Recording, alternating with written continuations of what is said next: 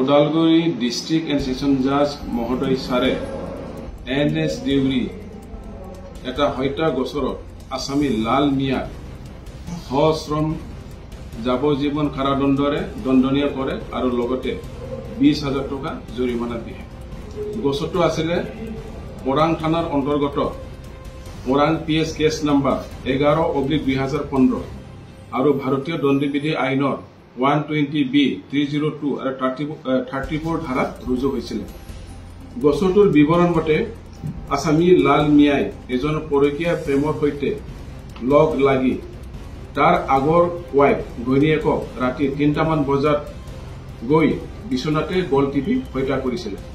আজি আদালতে গোটেই সাক্ষীবাদী চাই এই ঐতিহাসিক ৰায়দান প্ৰদান কৰে আৰু লগতে ভিকটিম ফেমিলিক 5 লাখ টকা দিবৰ বাবে আজিৰ আদালতে secretary Udalguri district legal service অথৰিটিক হুকুম দিয়া হয়।